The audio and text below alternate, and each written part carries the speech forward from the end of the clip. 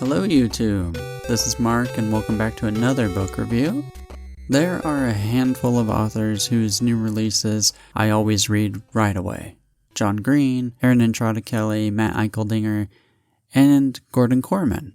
I've now read 18 of Gordon Korman's novels. They're middle grade stories and I'm in my 40s, but many of these books manage to surprise me and Korman almost always keeps me amused.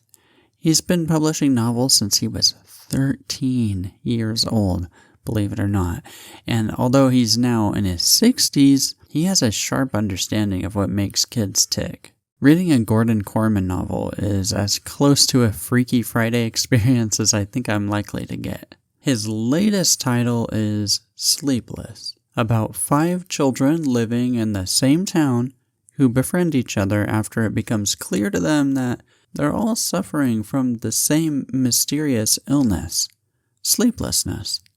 None of them sleep, not a wink. They stay awake for 24 hours a day, every day. Maybe calling this an illness is inexact, as the children take full advantage of their newfound circumstances to get ahead in life. Each has his or her own interests that they pursue while the rest of the world rests. Mickey exercises his body and joins the football team. Thea exercises her voice to gain the lead in the school play. Sky exercises her mind, excelling academically. Then there's Levi, the social media influencer, and Cyrus, an inventor. Each sleepless child represents a passion that any person might have, that might be pursued if only there were enough hours in the day. This conceit is simple, but relatable, which is the genius of the plot. We all want more time, especially more freedom from obligations. The failure of the book is to develop these ideas any further. The first half of the story concerns itself with the kids discovering each other and uncovering what should have been clear to any one of them, especially the academic, much earlier. It was glaringly obvious to me from the book's very start. Every last one of the sleepless kids suffers from severe allergies and is treated by the same MD who administers to them the same jumbo-sized Listerine-colored shots that do not have the slightest impact on their ailment. And of course, the kids' never-ending wakefulness coincided with the initiation of their so-called allergy treatments. It doesn't take superpowers to see through this trickery. The remainder of the book involves the children's attempts to pin down the mad doctor, who fled when confronted. There is little mystery, and little sleuthing in fact, as the clues fall into their laps. Most of the actual substance of the book's latter half is a merry-go-round of the kids' thoughts, as they again and again reiterate how they either don't want to lose their special ability or don't want to resume the jumbo shots. There is so much repetition of the basic thoughts that the first half of the book is littered with. More complex relationships and moral dilemmas are never touched upon. For example, Mickey is able to wander about town as he likes each night because both of his parents work multiple jobs. Their poverty is explained, but never confronted.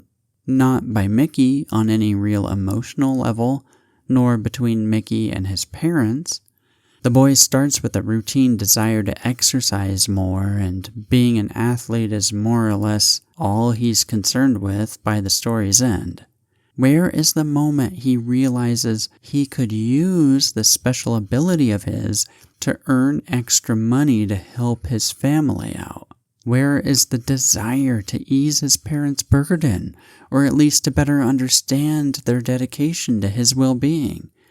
Maybe there could have been a scene where he follows them to work to see what the hell they're doing at night.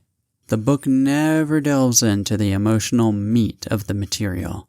Sure, in real life, children often fail to acknowledge their parents' complexity, but the kids in this book have every moment of every day for these considerations to dawn on them. But they still don't. Neither do they explore the inner worlds of the other children in the book. Again, an example from Mickey's storyline. The impetus for his late-night workouts is being bullied by the captain of the football team named Carlo. As Mickey's strength and football skills improve, Carlo first feels threatened by Mickey and then grows jealous of him. Eventually, he treats him with mutual respect. But the emotional journey Carlo travels is a distant curiosity. Mickey is more interested in his blossoming romance with Sky, another sleepless child, and with getting his hands on more injections. Readers don't get to know the first thing about Carlo's life because Mickey never shows any interest in Carlo. Readers don't even get rich conversations between Mickey and Sky. For that matter, there is no wrestling with Mickey's use of performance-enhancing drugs. Let's just call them what they are.